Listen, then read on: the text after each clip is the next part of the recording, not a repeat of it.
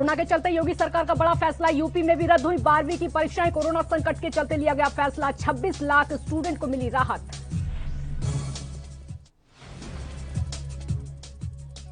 केंद्रीय गृह मंत्री अमित शाह ने अहमदाबाद में 9 ऑक्सीजन प्लांट का किया उद्घाटन। वीडियो कॉन्फ्रेंसिंग के जरिए किया लोकार्पण। मुख्यमंत्री विजय रूपाणी रहे मौजूद। बीजेपी के राष्ट्रीय प्रवक्ता संबित पात्रा ने की प्रेस कॉन्फ्रेंस। कोरोना से हुई मौतों पर श्वेत पत्र जारी करने की रखी मांग। साथ ही कोरोना से हुई मौतों के आंकड़ों को लेकर सीएम केजरीवाल से पूछे कई सवाल।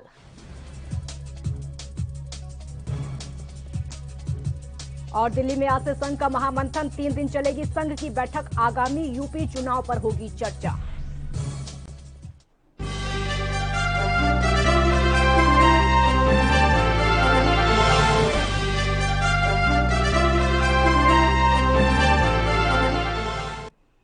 नमस्कार, खबर दोपहर देख रहे हैं आप। मैं हूं आपके साथ काजल ठाकुर। कोरोना के मद्देनजर उत्तर प्रदेश सरकार ने भी अपनी बोर्ड की परीक्षा रद्द कर दी है। मुख्यमंत्री योगी आदित्यनाथ की अगुवाई में हुई बैठक के बाद यह बड़ा फैसला लिया गया है। और इससे पहले सीबीएसई और आईसीएसई की 12वीं की परीक्षा कैंसिल कर दी गई थी। केंद्र के इस फैसले के बाद गुजरात, मध्य प्रदेश समेत कई बोर्ड ने भी अपनी परीक्षाओं को रद्द कर दिया था और अब यूपी बोर्ड ने भी परीक्षा रद्द करने का फैसला किया है। मुख्यमंत्री योगी आदित्यनाथ की अगुवाई में गुरुवार को कोरोना पर बनी टीम 9 की एक बैठक हुई। डिप्टी सीएम और माध्यमिक शिक्षा मंत्री दिनेश शर्मा टीम 9 के सदस्य नहीं हैं, फिर भी वो बोर्ड की परीक्षाओं को लेकर बैठक में शामिल हुए और इस बैठक में परीक्षा को रद्द करने का फैसला किया गया है। आपको बता दें कि यूपी बोर्ड की 12वीं की परीक्षा के लिए 26,09,501 छात्र पंजीकृत हैं। यूपी बोर्ड के हाई स्कूल की परीक्षाएं पहले ही रद्द कर दी गई थी।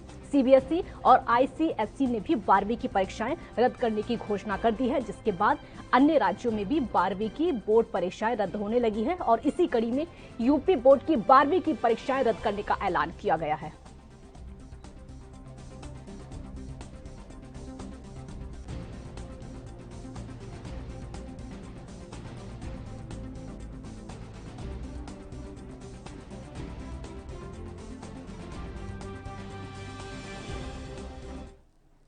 पंजाब से इस वक्त की बड़ी खबर आपको बता देते हैं। इस वक्त की ब्रेकिंग न्यूज सीधे पंजाब से आपके सामने, आपकी टीवी स्क्रीन पर।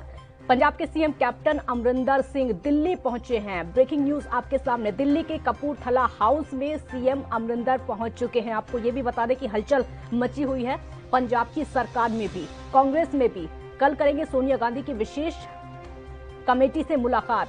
जो विशेष कमेटी है उनसे मुलाकात होगी, क्योंकि इस समय सरकार को लेकर और कांग्रेस आलाकमान में हलचल बहुत ज्यादा चल रही है। सिर्फ अब से नहीं बल्कि कई दिनों से ये घमासान पंजाब में मचा हुआ है, जिसके चलते पंजाब के सीएम कैप्टन अमरिंदर सिंह दिल्ली के कपूरथला हाउस में पहुंच चुके हैं। वहां पर जो सोनिया गांधी की तरफ से कमेटी बनाई गई है उनसे मुलाकात होगी। सीएम कैप्टन अमरिंदर की जो विशेष कमेटी है वहां पर मुलाकात होगी। मुलाकात से क्या कुछ निकलकर सामने आता है, किसके पक्ष में फैसला जाता है, ये देखना होगा। लेकिन इतना तो तय है कि पंजाब सरकार में, पंजाब कांग्रेस में पूरी तरीके से घमासान मचा हुआ है और अब जो मामला अटका हुआ है वो पूरी तरीके से कांग्रेस आलाकमान पर, यानी सोनिया गांधी पर। सोनिया गांधी क्या फैसला लेंगी, उनकी जो विशेष कमेटी बनी हुई है उसमें क्या मंथन होगा।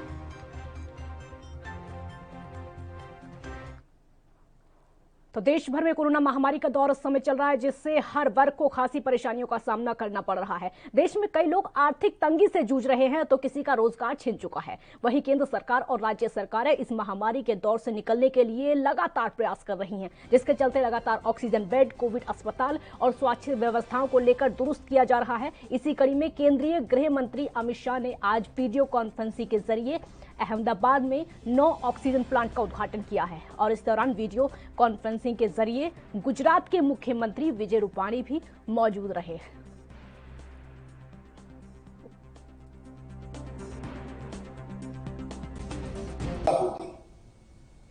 और मुझे बहुत हर्ष है कि संघर्ष के समय में देश के प्रधानमंत्री श्रीमान नरेंद्र मोदी जी के नेतृत्व में भारत ने दुनिया भर के आंकड़ों की तुलना करें तो कोरोना के खिलाफ लड़ने में बड़ी सफलता प्राप्त हुई है। जब कोरोना की दूसरी लहर आई और वायरस ने अपना स्वरूप बदलकर बहुत तेजी से फैलना शुरू किया, न केवल तेजी से फैलना शुरू किया, इसके साथ साथ मानव की सेहत पर भी बहुत तेजी से नुकसान पहुंचाने की भी इस बार उसका लक्षण देखा गया। फिर भी इसको बहुत कम समय के अंदर नियंत्रित कर ढलान की ओर ले जाने में हम सबको एक सामूहिक सफलता मिली। भारत में एस्ट्राजेनेका की वैक्सीन कोविशील्ड बनाने वाली company serum institute of India ने अपने टीके से जुड़ी प्रतिकूल घटनाओं के मामले में किसी भी क्षतिपूर्ति या फिर मुआवजे के दावों से कानूनी सुरक्षा की मांग की है। और आपको बता दें कि यह खबर ऐसे समय में सामने आई है जब इस तरह की अटकलें लगाई जा रही कि भारत सरकार फाइजर और मॉडर्ना जैसी विदेशी कंपनियों को इस तरह का संरक्षण दे सकती है।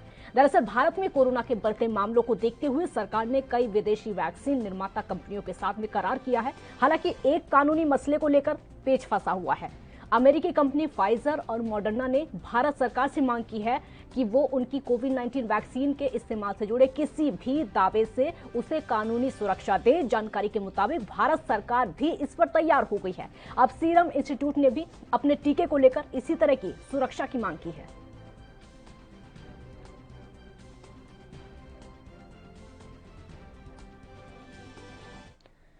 तो दुनिया का सबसे विकसित देश समझे जाने वाले अमेरिका ने भी लोगों को अब वैक्सीन लगवाने में हिचक सी महसूस हो रही है। आलम यह है कि लोगों को वैक्सीन लगवाने के लिए लालच देना पड़ रहा है। अमेरिकी राष्ट्रपति बाइडेन ने ऐलान किया है कि वैक्सीन लगवाने के बदले लोगों को मुफ्त बियर मिलेगी। व्हाइट हाउस ने इसके लिए बाकायदा बियर बनाने वाली एक बड़ी कंपनी के साथ डील की है। और आपको बता दें कि पहले अमेरिका में हर दिन औसतन 8 लाख लोग टीका लगवा रहे थे, जो कि अब घटकर हर रोज 6 लाख पर आ गए हैं। इससे पहले राष्ट्रपति जो बाइडेन ने देश में मत ऑफ एक्शन का ऐलान किया था और इसका लक्ष्य 4 जुलाई से पहले ज्यादा से ज्यादा नागरिकों को टीका लगवाना। बाइडेन की योजना है कि स्वतंत्रता दिवस से पहले देश के 70% आबादी को कम से कम टीके की एक खुराक लग जाए। सरकार ने इससे पहले वैक्सीनेशन के लिए लॉटरी स्कीम लाई थी और उस समय भी टीके लगवाने की रफ्तार बहुत ज्यादा बढ़ गई थी।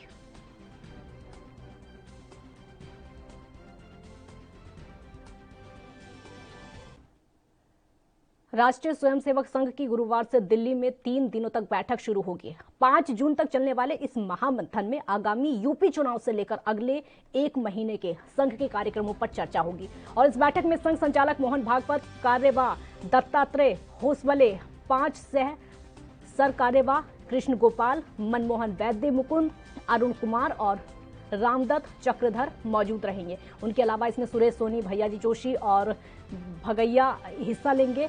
संघ के सूत्रों के मुताबिक ये रूटीन बैठक है। इसमें अगले 1 महीने के संघ के कार्यक्रमों पर चर्चा होगी। इसमें कोरोना से उपजी परिस्थितियों और उसके लिए चलाए जा रहे संघ परिवार के सेवा कार्यों की समीक्षा की जाएगी। इस बैठक में कोरोना की तीसरी लहर की आशंका के मद्देनजर तैयारियों पर जोर दिया जाएगा, क्योंकि पश्चिम बंगाल में चुनाव के बाद की जो हिंसा पर भी उस पर भी चर्चा होगी। इसके साथ ही देश की राजनीतिक परिस्थितियों पर भी मंथन होगा। बताया तो ये भी जा रहा है कि महामंथन में सिर्फ संघ के शीर्ष नेता ही शामिल होंगे। बीजेपी या फिर अन्य किसी संगठन के नेता इसमें बिल्कुल भी शामिल नहीं होंगे। वहीं बैठक में उत्तर प्रदेश पर विशेष चर्चा होगी, क्योंकि इलेक्शन है।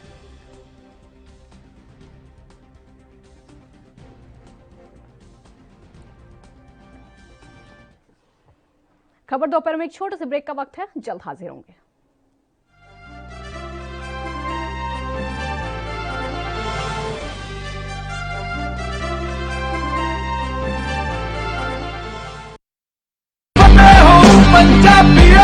फतेह किट ਦਿੱਤੇ ਨੇ ਕਿ ਤੁਹਾਨੂੰ ਕਿਤੇ ਜਾਣ ਦੀ ਲੋੜ ਨਹੀਂ। ਅਗਰ ਤੁਸੀਂ ਪੋਜ਼ਿਟਿਵ ਹੋ, ਸਟੇਜ 1 ਦੇ ਵਿੱਚ ਹੋ, ਲੈਵਲ 1 ਦੇ ਵਿੱਚ ਹੋ, ਆਪਣੇ ਘਰ ਜਾਓ, ਫਤਿਹ ਕਿਟ ਤੁਹਾਨੂੰ ਮਿਲ ਜੂਗਾ।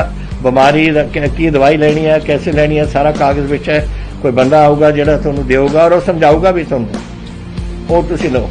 ਫਤਿਹ ਹੋ ਪੰਜਾਬੀਓ, ਫਿਰ ਫਤਿਹ ਹੋਊਗੀ।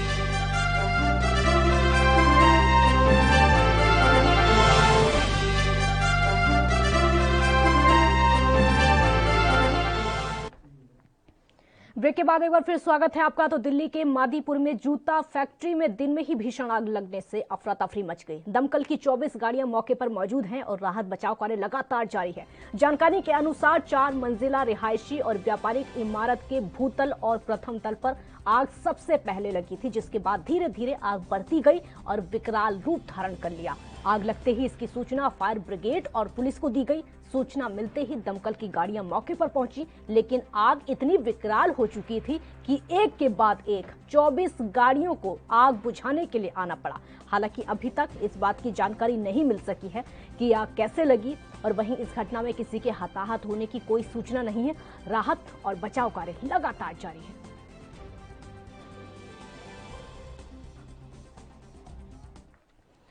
अब जैसे जैसे कोरोना के केसों में गिरावट आ रही है, वैसे वैसे लॉकडाउन में ढील दी जा रही है। ठीक वैसे ही वैसे प्रवासी मजदूर दिल्ली लौटने लगे हैं और अपने रोजगार की तलाश करने लगे हैं, क्योंकि कोरोना और लॉकडाउन ने दिहाड़ी मजदूरों का रोजगार छीन लिया था। अब ऐसे में कुछ समाजसेवी हैं जो कि सड़क पर खाना बांटने का काम कर रहे हैं। जिसके पास रोजगार नहीं है या फिर खाने के लिए पैसे नहीं हैं, वो लोग यहाँ पर खाना खा रहे हैं।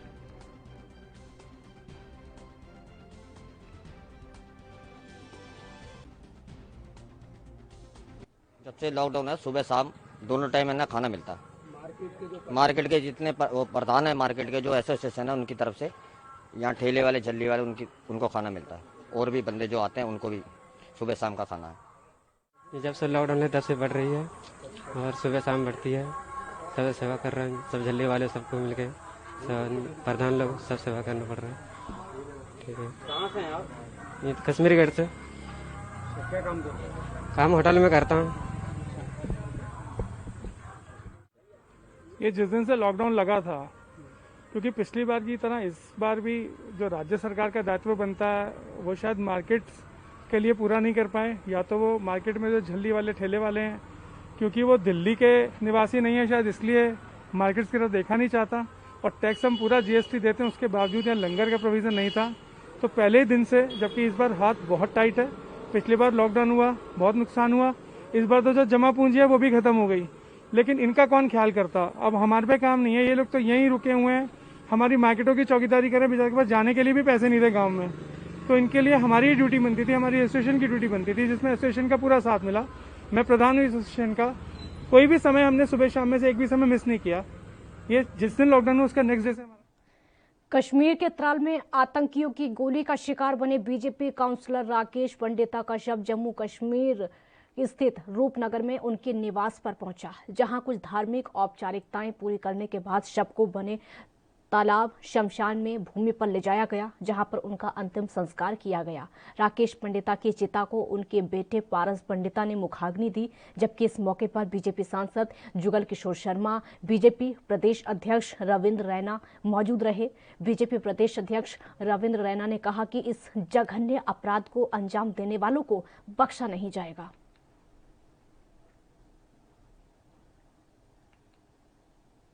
में छिपकर इन कायर पाकिस्तानियों ने पीठ पर वार किया है। चुन चुनकर इन पाकिस्तानियों का हिसाब बराबर करेंगे। जिनने भी जो भी इस साजिश में मुलव्वस है, उसका हिसाब किताब हम बराबर करेंगे। खून का बदला खून से लेंगे। इन आतंकवादियों का कश्मीर घाटी से सफाया करेंगे। राकेश पंडिता साहब भारतीय जनता पार्टी के एक बहुत ही जांबाज, एक दिग्गज कार्यकर्ता थे। उन्होंने हमेशा कश्मीर घाटी में पाकिस्तानियों से, आतंकवादियों से, अलगाववादियों को हमेशा चुनौती दी और तिरंगा झंडा हमेशा बुलंद रखा। इन कायरों ने रात के अंधेरे में पीठ पर वार किया। इन कायरों का हम सफाया करेंगे। चुन चुन कर इनका कश्मीर घाटी से इन आतंकवादियों को मौत के घाट उतारेंगे। ये असहनीय है, सहन योग्य नहीं है। और देखिए, किसी की मौत हुई है, उसके घर पे वो गए हुए हैं, वहाँ जाकर हिल टंटों द्वारा गोलियां चलाना और उसको ढेर कर देना, और पर्टिकुलरली उसी को खबर दोपहर में एक छोटे से ब्रेक का वक्त है। ब्रेक के बाद खबरों का सिलसिला लगातार जारी है।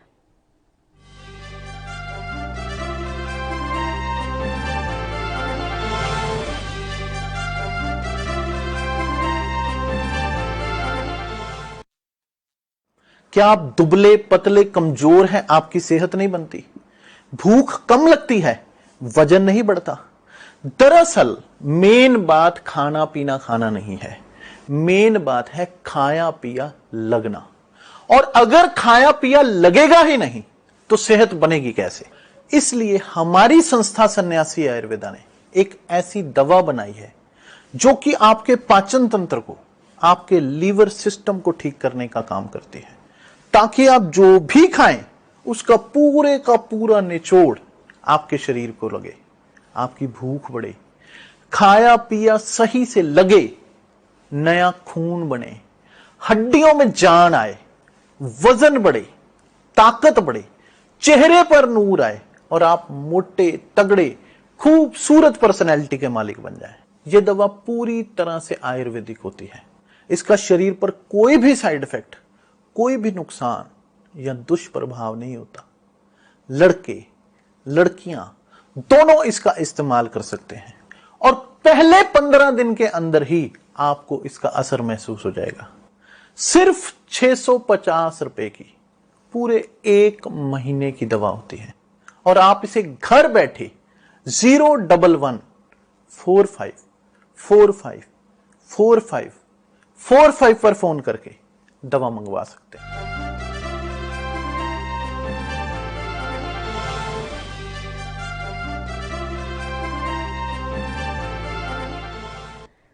ब्रेक के बाद एक बार फिर स्वागत है आपका। सीबीएसई परीक्षा को लेकर इस वक्त की बड़ी खबर आपको बता देते हैं। इस वक्त की ब्रेकिंग न्यूज सीबीएसई परीक्षा को लेकर सीबीएसई और सीआईएससीई किस आधार पर तय करेंगे 12वीं का रिजल्ट। सुप्रीम कोर्ट ने 2 हफ्ते में केंद्र सरकार से जवाब मांगा है कि आप रिजल्ट कैसे तय करेंगे छात्रों का अगर परीक्षा को रद्द किया गया है। तो वैकल्पिक मूल्यांकन मापदंड के साथ आने के लिए 2 सप्ताह का समय दिया गया है। 2 हफ्तों में विकल्प बताना होगा सरकार को किस तरीके से सीबीएसई परीक्षा अगर रद्द कर दी है तो उसका मूल्यांकन कैसे तय किया जाएगा, कैसे बच्चों को पास किया जाएगा, जो छात्र हैं किस तरीके से उनको अंक दिए जाएंगे, किस सब्जेक्ट में कितने अंक दिए जाएंगे और वो किस आधार पर दिए जाएंगे। क्योंकि अगर छात्र परीक्षा नहीं देंगे तो उनको पास किया जाएगा या फिर फेल किया जाएगा, किस तरीके से उनको पास फेल किया जाएगा। अगर सबको पास किया जाता है तो उनको नंबर कैसे दिए जाएंगे, किस सब्जेक्ट के हिसाब से। सुप्रीम कोर्ट इस बात को लेकर लगातार चिंता जता रहा है और 2 हफ्ते का वक्त दिया है केंद्र सरकार को कि जल्द से जल्द उनको जवाब दिया जाए कि अगर परीक्षाएं रद्द की गई हैं तो किस तरीके से मूल्यांकन दिया जाएगा, किस तरीके से बच्चों के जो मार्क्स हैं, जो नंबर हैं वो आएंगे। क्योंकि ये सिर्फ सुप्रीम कोर्ट की चिंता नहीं है बल्कि उन छात्रों की भी चिंता है जो कि मेहनत कर रहे थे और अभिभावकों की भी चिंता है। केंद्रीय मंत्री मुख्तार अब्बास नकवी ने बीजेपी नेता राकेश पंडिता की हत्या को लेकर कहा है कि आतंकवादी और अलगाववादी आखिरी सांसें ले रहे हैं। उन्होंने कांग्रेस पर भी निशाना साधा। आप भी सुनिए क्या कुछ कहा।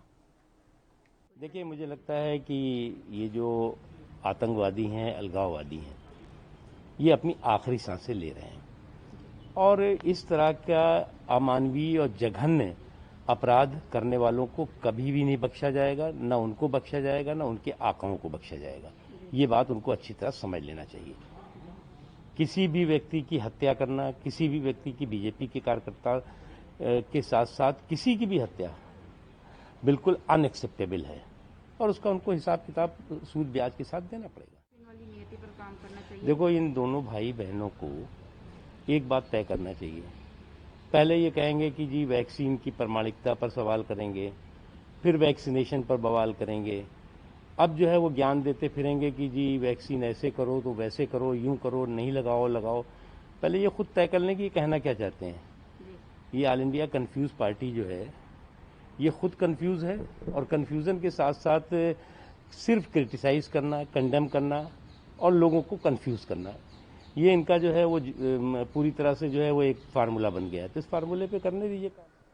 महाराष्ट्र के कैबिनेट मंत्री नवाब मलिक ने कहा है कि 50 लाख रुपए गांव के विकास के लिए लगातार लगाए जाएंगे और हम कई योजनाएं लेकर आए हैं जिससे गांव में काफी विकास हुआ है। इस दौरान उन्होंने टीकाकरण को लेकर केंद्र सरकार पर निशाना साधते हुए कहा कि टीकाकरण को लेकर केंद्र की कोई स्पष्ट नीति नहीं है। महाराष्ट्र का ग्राम विकास विभाग ने ऐलान किया है कि 50 लाख रुपए गांव के विकास के लिए इनाम के रूप में दिए जाएंगे। जिस गांव में कोरोना मुक्ति करने के लिए वहां के लोग आगे कदम बढ़ाएंगे। निश्चित रूप से कुछ ग्राम सेवकों ने अगुवाई की जिम्मेदारी ली। जहां पे कोरोना का कोई भी मामला नहीं रहा, राज्य में अलग अलग योजनाओं को लेकर, चाहे गाड़गे बाबा स्वच्छता मिशन रहा हो, हमने इस तरह की योजनाएं लाई जिससे गांव में बहुत सारा विकास हुआ। बहुत सारे सरकारी कार्यक्रम इफेक्टिव ढंग से लागू हुए। इस ऐलान से हमें लगता है कि जो ग्रामीण भाग में कोविड फैला उसे रोकने में बड़ी मदद मिलेगी, और साथ ही साथ तीसरी लहर का जो खतरा मंडरा रहा है, अगर गांव में जागरूकता हो गई तो कहीं ना कहीं तीसरी लहर को हम लोग रोकने में कामयाब हो जाएंगे। टीकाकरण को लेके केंद्र की जो पॉलिसी है वो स्पष्ट नहीं। हर दिन एक नया फैसला होता है, हर दिन एक नया ऐलान किया जाता है। पहले फाइजर को लीगल जिम्मेदारी उनकी होगी कहा गया, अब सुना जा रहा है कि उन्हें परमिशन दी जाएगी। सुप्रीम कोर्ट में जिस तरह से सवाल खड़े किए गए कि 35,000 करोड़ की बजट की मंजूरी है और आपने फिर क्यों नहीं खरीदी की, या आप दिसंबर तक सभी लोगों को टीका लग जाएगा इसका ऐलान कर रहे हैं, उसका चार्ट क्या है, राज्यों को जिम्मेदारी क्यों दी जा रही है। ये सारे सवाल सुप्रीम कोर्ट के ये दर्शाते हैं कि केंद्र की सरकार टीकाकरण को लेके कोई स्पष्ट नीति नहीं बना पा रही है। निजी लोगों के हाथों में बहुत सारा खेल दिया जाए। कुल मिला के भारत में रहने वाले सभी नागरिकों को टीका मिले। अमेरिका जैसे देश में जहाँ पूंजीवादी व्यवस्था है वहाँ पे भी टीकाकरण मुफ्त किया जा रहा है, लेकिन भारत में केंद्र की सरकार 35,000 करोड़ रुपए के पार्लियामेंट में मान्यता लेने के बाद उसमें से पैसे खर्च नहीं कर रही है। हमें लगता है अब सुप्रीम कोर्ट ने जिस तरह से इसमें सुनवाई की है, आगे तारीखें तय हैं, कम से कम सुप्रीम कोर्ट के दबाव में स्पष्ट कोई नीति केंद्र बनाए। कांग्रेस नेता पीएल पुनिया ने अलीगढ़ में शराब से मौतों का होना पूरी तरीके से सरकार पर सवाल बताया है, और साथ ही उन्होंने सरकार पर निशाना साधते हुए कहा है कि यूपी सरकार एनकाउंटर के दावे तो करती है, लेकिन कहती है कि अपराधियों पर शिकंजा कसा जा रहा है, लेकिन मौजूदा हालात कुछ और ही बयां कर रहे हैं।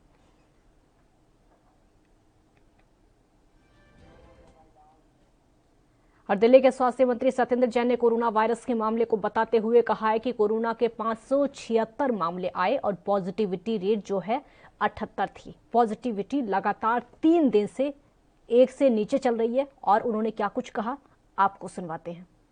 दिल्ली में 576 पॉजिटिव केसेस थे, पॉजिटिविटी थी 0.78। ये लगातार 3 दिन से 1% से नीचे पॉजिटिविटी चल रही है, और अब लगता है कि केसेस काफ़ी पहले के मुकाबले कम हो गए हैं।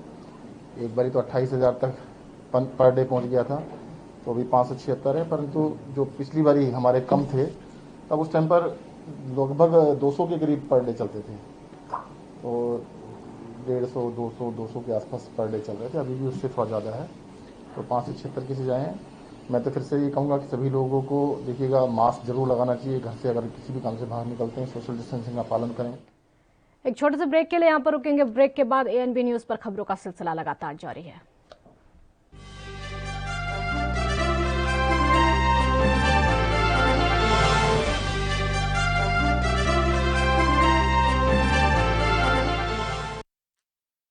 कोरोना वायरस ਨੂੰ ਅਸੀਂ ਤਾਂ ਹੀ ਹਰਾ ਸਕਦੇ ਹਾਂ ਜੇਕਰ ਅਸੀਂ ਆਪਣੇ ਵੱਧ ਤੋਂ ਵੱਧ ਟੈਸਟ ਕਰਵਾਵਾਂਗੇ ਤੇ ਵੈਕਸੀਨੇਸ਼ਨ ਲਗਵਾਵਾਂਗੇ। जैसे ਤੁਹਾਨੂੰ ਕੋਈ ਥੋੜੀ ਬਿਮਾਰੀ ਵੀ ਲੱਗੇ, ਤੁਹਾਨੂੰ ਲੱਗੇ ਕਿ ਮੈਨੂੰ ਮੇਰੀ ਛਾਤੀ 'ਚ ਦਰਦ ਹੈ ਜਾਂ ਮੈਨੂੰ ਖਾਂਸੀ ਹੋ ਗਈ ਜਾਂ ਮੈਨੂੰ ਜ਼ੁਕਾਮ ਹੋ ਗਿਆ ਜਾਂ ਮੇਰਾ ਬਦਨ ਦਰਦ ਹੈ, ਤੁਸੀਂ ਵੇਟ ਨਾ ਕਰੋ, ਟੈਸਟ ਕਰਾਓ। ਪੰਜਾਬ ਸਰਕਾਰ ਵੱਲੋਂ ਕੋਰੋਨਾ ਵਾਇਰਸ ਨਾਲ ਨਜਿੱਠਣ ਲਈ ਪੰਜਾਬ ਦੇ ਪਿੰਡਾਂ ਵਿੱਚ ਵੈਕਸੀਨੇਸ਼ਨ ਡਰਾਈਵ ਚਲਾਈ ਗਈ ਹੈ ਤਾਂ ਜੋ 18 ਸਾਲ ਤੋਂ ਉੱਪਰ ਦੇ ਸਾਰੇ ਲੋਕ ਜਲਦ ਤੋਂ ਜਲਦ ਆਪਣੀ ਵੈਕਸੀਨੇਸ਼ਨ ਕਰਵਾ ਸਕਣ। पूरे पंजाब ਦੇ ਪਿੰਡਾਂ ਲਈ ਕੋਵਿਡ ਟੈਸਟਿੰਗ ਕੇਂਦਰ ਸਥਾਪਿਤ ਕੀਤੇ ਗਏ ਨੇ। ਜੇਕਰ ਤੁਹਾਨੂੰ ਬੁਖਾਰ ਜ਼ੁਕਾਮ ਜਿਹੇ ਲੱਛਣ ਮਹਿਸੂਸ ਹੁੰਦੇ ਹਨ ਤਾਂ ਤੁਰੰਤ ਆਪਣਾ ਕੋਰੋਨਾ ਵਾਇਰਸ ਦਾ ਟੈਸਟ ਕਰਵਾਓ। ਕੋਰੋਨਾ ਸੰਬੰਧੀ ਜਾਣਕਾਰੀ ਲਈ 104 ਹੈਲਪਲਾਈਨ ਤੇ ਕਾਲ ਕਰੋ। तो ਤੁਸੀਂ ਪਲੀਜ਼ ਇਸ ਗੱਲ ਤੋਂ ਹੁਣ ਮੇਰੀ ਗੱਲ ਮੰਨੋ ਕਿ ਆਪਾਂ ਪੰਜਾਬ ਨੂੰ ਬਚਾਉਣਾ ਹੈ, ਆਪਣੇ ਪਰਿਵਾਰਾਂ ਨੂੰ ਬਚਾਉਣਾ ਹੈ, ਆਪਣੇ ਪਿੰਡ ਨੂੰ ਬਚਾਉਣਾ ਹੈ। ਤੁਸੀਂ ਆਪਣੇ ਮੁਹੱਲਿਆਂ ਨੂੰ ਬਚਾਉਣਾ ਹੈ। ਤੁਸੀਂ ਜੋ ਦੱਸਿਆ ਡਾਕਟਰਾਂ ਨੇ ਕਰੋ। हिदायतां दी पालना करके आओ मिल के करिए कोरोना ते फतेह। यही है साडा मिशन फतेह।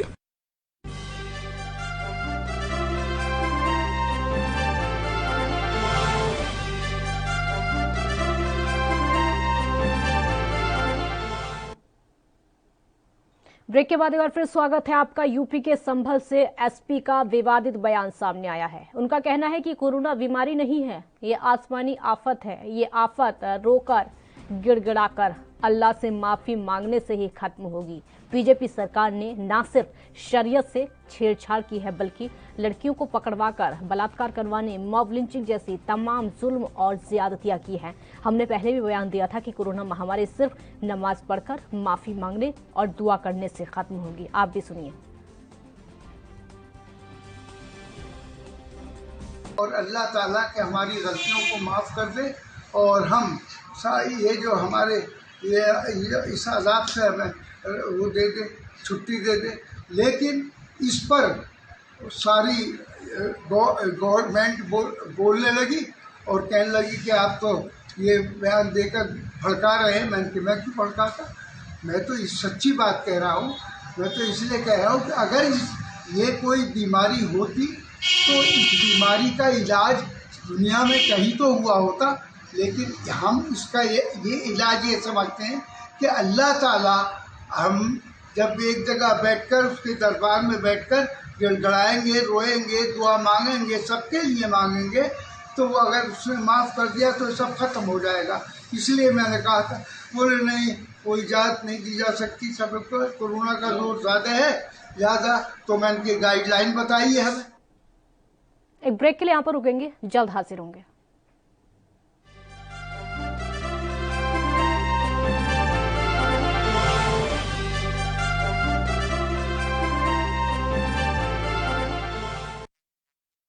क्या आप दुबले पतले कमजोर हैं? आपकी सेहत नहीं बनती, भूख कम लगती है, वजन नहीं बढ़ता। दरअसल मेन बात खाना पीना खाना नहीं है, मेन बात है खाया पिया लगना। और अगर खाया पिया लगेगा ही नहीं तो सेहत बनेगी कैसे? इसलिए हमारी संस्था सन्यासी आयुर्वेदा ने एक ऐसी दवा बनाई है जो कि आपके पाचन तंत्र को, आपके लीवर सिस्टम को ठीक करने का काम करती है, ताकि आप जो भी खाएं उसका पूरे का पूरा निचोड़ आपके शरीर को लगे, आपकी भूख बढ़े, खाया पिया सही से लगे, नया खून बने, हड्डियों में जान आए, वजन बढ़े, ताकत बढ़े, चेहरे पर नूर आए और आप मोटे तगड़े खूबसूरत पर्सनैलिटी के मालिक बन जाएं। यह दवा पूरी तरह से आयुर्वेदिक होती है। इसका शरीर पर कोई भी साइड इफेक्ट, कोई भी नुकसान या दुष्प्रभाव नहीं होता। लड़के लड़कियां दोनों इसका इस्तेमाल कर सकते हैं और पहले 15 दिन के अंदर ही आपको इसका असर महसूस हो जाएगा। सिर्फ 650 रुपए की पूरे 1 महीने की दवा होती है और आप इसे घर बैठे 01145454545 पर फोन करके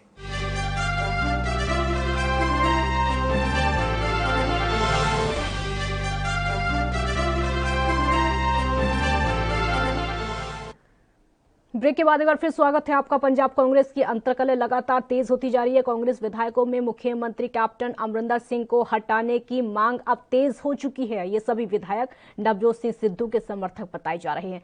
ताजा खबर यह है कि विवाद हल करने के लिए बनाई गई 3 सदस्यों की कमेटी के सामने आज शाम को मुख्यमंत्री अमरिंदर सिंह की पेशी हो सकती है और इस पर कांग्रेस नेता मनोज तिवारी ने क्या कुछ कहा, आपको सुनवाते हैं। पंजाब कांग्रेस में कोई झगड़ा नहीं है और जहां तक समिति के साथ बातचीत करने का सवाल है, वो बातचीत गोपनीय है। जो भी उन्होंने पूछा, जो भी मैंने कहना था, मैंने उनके समक्ष रख दिया। लगातार मीटिंग के जो दौर हैं, सिद्धू भी आए, कैप्टन अमरिंदर सिंह भी आने की बात। मुंबई के पूर्व दहिसर टोल नाके पर ट्रैफिक के लिए जितना भी ट्रैफिक वहां पर लगा हुआ है, उसके लिए दहिसर विधानसभा की विधायिका मनीषा चौधरी धरने पर बैठ गई। मनीषा चौधरी का कहना है कि दहिसर चेक नाका पर जब ट्रैफिक लगे तब टोल फ्री कर देना चाहिए ताकि ट्रैफिक क्लियर हो सके। बेवजह कई दिनों से खड़ी क्रेन मशीन की वजह से ट्रैफिक लगा हुआ है। ये क्रेन मुंबई एंट्री पर जिस तरीके से वहां पर गेट बना हुआ है उसको तोड़ने के लिए लाई गई है।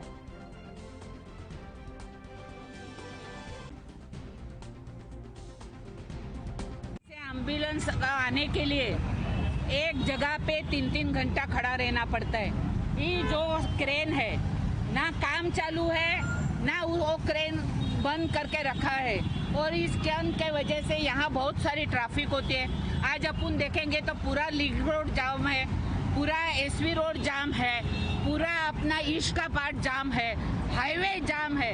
इसके कारण से जब लॉकडाउन था वो लॉकडाउन में उन्होंने ये क्रेन का काम क्यों नहीं किया। मेरा पहला सवाल है, आज लोगों को यहाँ 3-3 घंटा एक जगह पे खड़ा रहना पड़ता है। ये हमारे पुलिस की जिम्मेदारी नहीं है, ये मेट्रो के अधिकारियों की जिम्मेदारी है। एक क्रेन MMRDA की क्रेन अगर उनका काम नहीं है तो यहाँ क्यों खड़ी की है। ये क्रेन उन्होंने तुरंत यहाँ से हटाना चाहिए और अगर उनको ये कमान तोड़नी है तो रात को एक दिन खड़ा करके ट्रैफिक डाइवर्ट करो, दो साइड से वन वे चालू करो और यहाँ का पूरा काम कर दो। आज लोगों को नौकरी में जा रहे, ट्रेन चालू नहीं है, लोगों को यहाँ से अपनी फैक्ट्री में जाना होगा तो 3-3 घंटा खाली चेक नाका पे खड़ा रहना पड़ता है। इसीलिए मैंने MMRDA के अधिकारियों को बुलाया, पुलिस के अधिकारियों को बुलाया। जब तक ये क्रेन नहीं यहाँ से हटा देते तब तक मैं यहाँ से नहीं उठने वाली है। जनता बहुत त्रस्त है।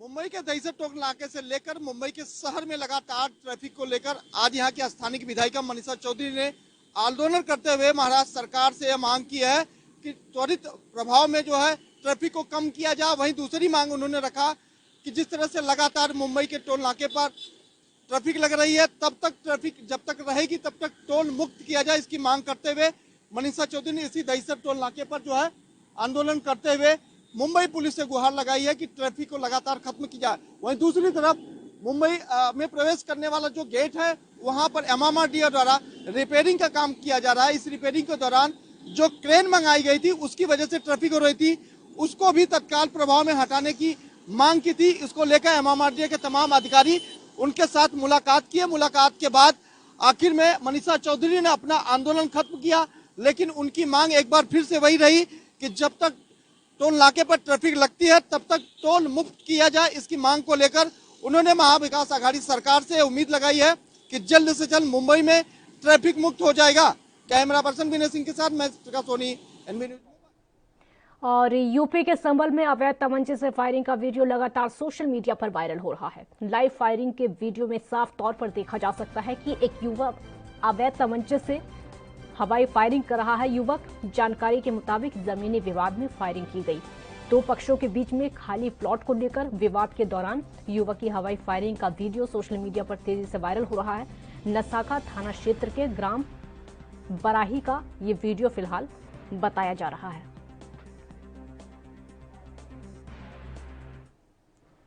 और उत्तर प्रदेश के बदायूं से एक हैरान करने वाली खबर सामने आई है। दरअसल यहां पर एक शख्स की तमंचा लहराते हुए वीडियो सोशल मीडिया पर वायरल हो रही है। वायरल वीडियो में आप साफ तौर पर देख सकते हैं कि एक शख्स तमंचा लहराते हुए दिख रहा है। अब सवाल उठता है कि आखिर क्यों पुलिस से बेखौफ होकर खुलेआम अवैध असला लहराए जा रहे हैं। हालांकि ये युवक शराब के नशे में धुत बताया जा रहा है। मिली जानकारी के मुताबिक ये युवक बदायूं के जरीफ नगर थाना क्षेत्र के नाधा का रहने वाला बताया जा रहा है।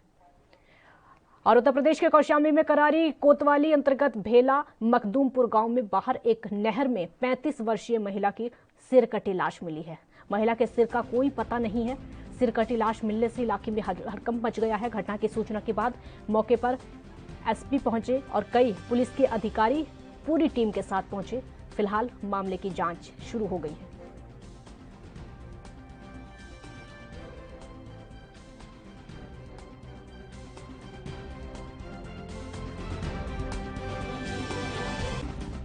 ये एक डेड बॉडी मिली है महिला की। यहाँ पर एक भैला मखदूमपुर गांव पड़ता है थाना करारी में, और यहाँ पे जो नहर के पास की रोड है उसी से सटी हुई नहर सूखी हुई, उसमें हमें अनआइडेंटिफाइड बॉडी मिली है। और उस बॉडी को मॉर्चरी भिजवा दिया गया है। उसका आइडेंटिफिकेशन के प्रयास किए जा रहे हैं। जल्दी ही इसमें आइडेंटिफिकेशन करा के आगे की विधिक कार्रवाई कर रहे हैं। महिला का दोनों पैर भी बंधा है और फिर गायब है। अब इस चीज़ को हम लोग देखना पड़ेगा, इस वजह से इसकी बॉडी आइडेंटिफाई नहीं हो पा रही है फिलहाल, क्या चीज़ है। अभिनेता सोनू सूद देश भर में एक ऐसा नाम बन चुका है जिसका चेहरा सामने आते ही उसकी एक्टिंग से पहले उसके द्वारा किए गए नेक काम नजर आने लगते हैं। बात चाहे पिछले साल में लगे लॉकडाउन के बाद लोगों के घर पहुंचाने की हो या फिर हाल ही में लोगों को अस्पतालों में बेड, वेंटिलेटर मुहैया करवाने की हो, सोनू सूद लोगों की मदद करते हुए जा रहे हैं, जिससे उनकी फैन फॉलोइंग में तेजी के साथ इजाफा हो रहा है। ये तस्वीरें मुंबई के उनके घर की हैं, जहां पर सोनू सूद मौजूद और उनके घर के बाहर लोग आए हुए थे, जहां पर लोग दूर दूर से अपनी फरियाद को लेकर उनकी दहलीज पर पहुंचे। जानकारी के मुताबिक इस दौरान सोनू सूद ने कुछ जरूरतमंदों को नौकरी भी दिलाई।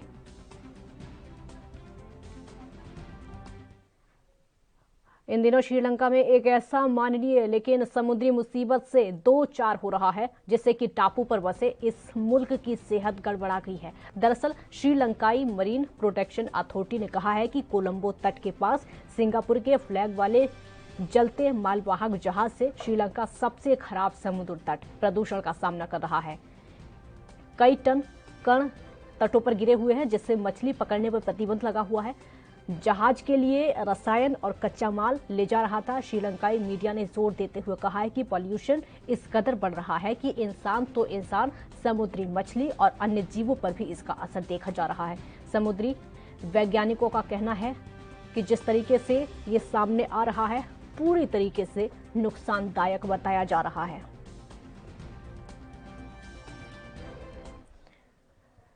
उत्तर प्रदेश में संभल के रजपुरा थाना क्षेत्र की टी पॉइंट पुलिस चौकी क्षेत्र में खेत की रखवाली कर रहे किसान की हत्या करने का मामला सामने आया है। जानकारी के मुताबिक लाठी डंडों से किसान को पीट कर मौत के घाट उतार दिया गया है और वहीं किसान की हत्या से इलाके में सनसनी फैल गई है। पुलिस ने शव को कब्जे में लेकर पोस्टमार्टम के लिए भेज दिया है। फिलहाल पुलिस मामले की जांच में जुटी है।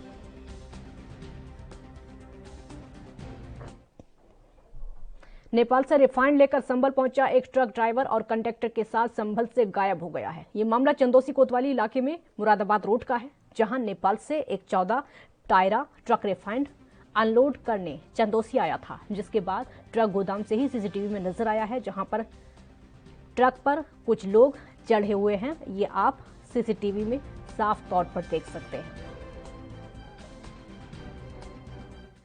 यूपी के कानपुर शहर में भाजपाइयों की मनमानी का मामला सामने आया है। यहां पर हिस्ट्री शीटर के लिए भाजपा कार्यकर्ता पुलिस टीम से भिड़ गए। तकरीबन 1 घंटे तक चले हंगामे के बाद पुलिस ने हिस्ट्री शीटर को पुलिस के चंगुल से छुड़ा लिया और इस मामले में 19 लोगों के खिलाफ मुकदमा दर्ज किया गया है, जिसमें से एक की गिरफ्तारी हो गई है। नौबस्ता थाना क्षेत्र में बीजेपी के कार्यकर्ता ने पुलिस टीम पर हमला किया। बर्रा थाने में हिस्ट्री शीटर मनोज सिंह को भगा दिया गया।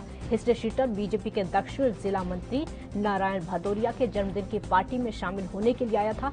कार्यकर्ता ने हमीरपुर रोड पर पूरी तरीके से जाम लगाकर हंगामा शुरू किया। पुलिस के खिलाफ नारेबाजी की। पुलिस टीम पर हमला करके हिस्ट्री शीटर को भगाने के मामले में 19 लोगों पर मुकदमा दर्ज किया गया है। नामजद 10 लोग अज्ञात हैं। एक आरोपी की गिरफ्तारी हो चुकी है और उसके साथ ही बड़ी कार्रवाई करते हुए भाजपा ने नारायण भदौरिया को जिला मंत्री पद से हटा दिया है। बस्ता क्षेत्र में एक अपराधी है मनोज सिंह, ये बलात्कार की सजा इसको हुई है, हाई कोर्ट से बेल पे है और उसके बाद से 2 और मुकदमे इसमें हैं जिस पे वांटेड है। इसको गिरफ्तार करने के लिए पुलिस की एक टीम गई थी, किंतु वहाँ पे कुछ लोगों ने व्यवधान उत्पन्न किया, पुलिस के कार में बाधा डाली और मनोज सिंह को वहाँ से फरार कराया। इस संबंध में मनोज सिंह के ऊपर 25,000 रुपये का इनाम घोषित किया गया है।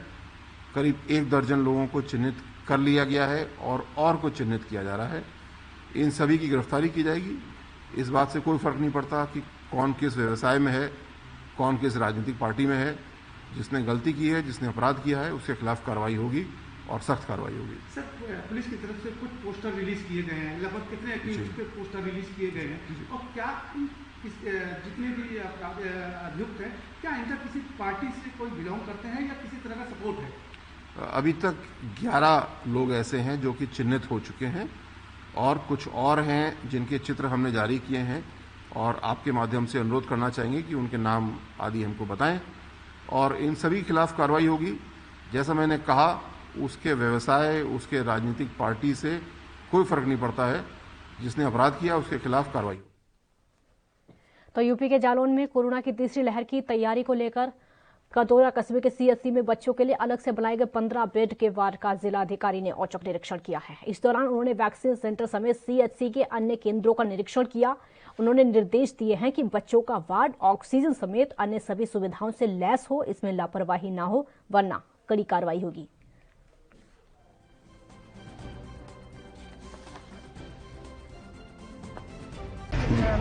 15 बेड बनाए हैं, 5 आपके ऑक्सीजन कंसंट्रेटर पर रखे और 10 ऑक्सीजन सिलेंडर से जो है किया गया है। इसके अतिरिक्त हम यहाँ 2 बेड का SNCU भी डेवलप करेंगे और उसमें भी रेडिएंट वार्मर 2 रखे जाएंगे।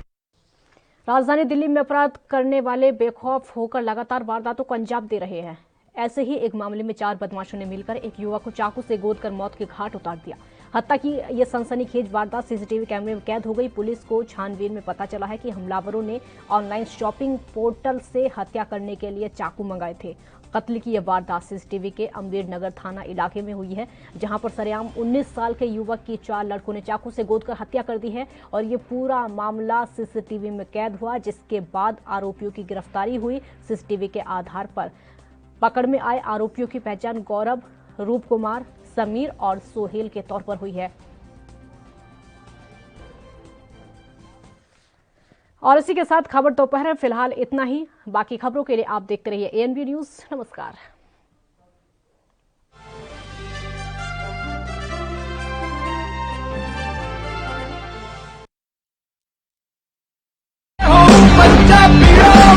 रूरल कोरोना वॉलंटियर्स कह के एक 7 ਬੰਦਿਆਂ ਦਾ ਗਰੁੱਪ ਹਰ ਪਿੰਡ ਦੇ ਵਿੱਚ ਬਣਾਇਆ ਜਾਏ। ਉਹ 7 ਮੈਂਬਰ ਦਾ ਗਰੁੱਪ ਆਪਣੇ ਪਿੰਡਾਂ ਦੇ ਵਿੱਚ ਘੁੰਮੇ ਔਰ ਇਹਦੇ ਵਿੱਚ ਉਹਨਾਂ ਨੂੰ ਐਮਫਸਾਈਜ਼ ਕਰਨਾ ਚਾਹੀਦਾ ਹੈ, ਟੈਸਟ ਕਰੋ।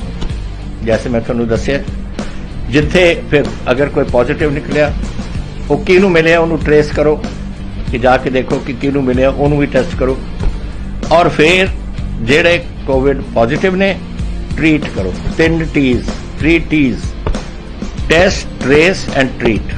ये चीज़ां अगर आप कर सकिए तो तुसी देखो ये अपने पिंड और मोहल्ले कंट्रोल आ सकती है।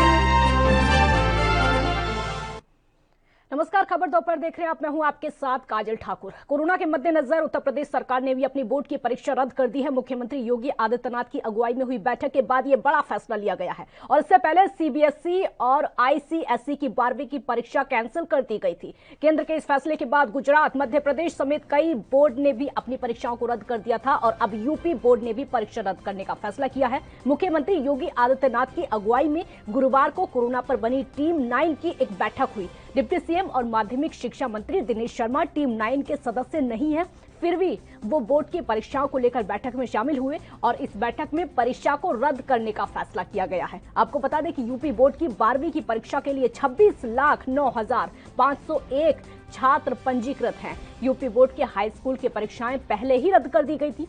CBSE और ICSE ने भी 12वीं की परीक्षाएं रद्द करने की घोषणा कर दी है, जिसके बाद अन्य राज्यों में भी 12वीं की बोर्ड परीक्षाएं रद्द होने लगी है और इसी कड़ी में यूपी बोर्ड की 12वीं की परीक्षाएं रद्द करने का ऐलान किया गया है।